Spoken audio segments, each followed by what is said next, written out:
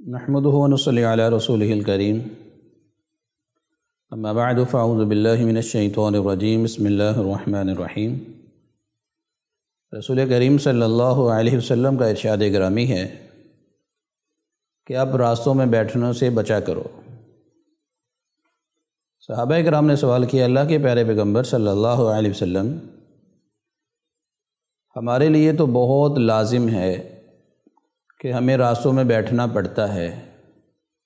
آپ صلی اللہ علیہ وسلم نے فرمایا کہ اگر بہت ہی لازم ہو تو پھر راستوں کے حقوق کو ادا کیا کرو۔ صحابہ کرام نے سوال کیا، اللہ کے پیارے پیغمبر صلی اللہ علیہ وسلم، راستوں کے حقوق کیا ہیں؟ آپ صلی اللہ علیہ وسلم فرمایا، غض البصر، اپنی نگاہوں کو جھکا کے رکھا کرو۔ راستے میں کوئی تکلیف دہ چیز پڑی ہو اس کو دور کر دیا کرو۔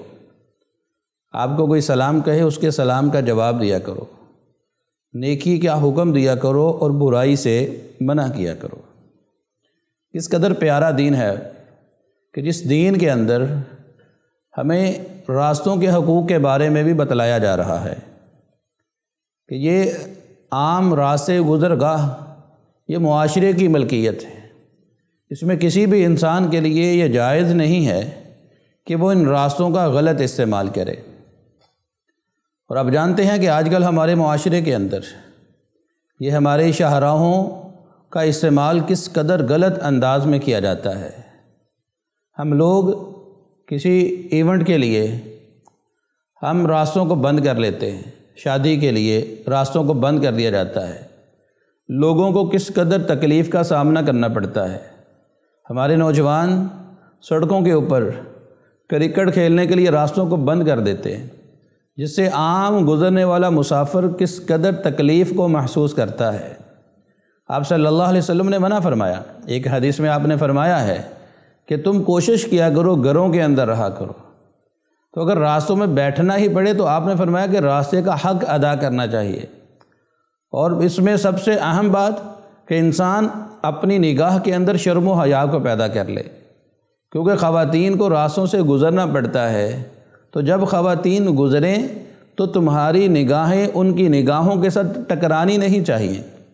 اور یہ اس دور کی بات ہے کہ جس دور میں رسول کریم صلی اللہ علیہ وسلم کے تربیت یافتہ افراد موجود تھے، کہ جس دور کے اندر پردے کی یہ کیفیت ہوتی تھی کہ خواتین کے بمشکل ہاتھ یا چہرہ نظر آ سکتا تھا۔ اور آج کل کے دور میں آپ صلی اللہ علیہ وسلم کے اس فرمان پہ عمل کرنا کس قدر زیادہ اہم ہے کہ ہم اپنے آپ کو گناہوں سے بچا سکتے ہیں۔ اس لیے ہمیں چاہیے کہ راستوں کا صحیح استعمال کریں، بغیر ضرورت کے گھر سے باہر نہ نکلیں۔ اگر کہیں پہ راستے میں کھڑا ہونا پڑ جائے تو ایسی جگہ پہ کھڑے ہوں کہ جہاں سے گزرنے والے کے لیے تنگی نہ ہو۔ اور اگر کہیں بیٹھنا پڑ جائے تو ہمیں چاہیے کہ ہم اپنی نگاہوں کو جھکا کر پھر راستے کے اندر بیٹھا کریں۔ اللہ ہمیں دین کی یہ خوبی اپنانے کی توفیق عطا فرمائے۔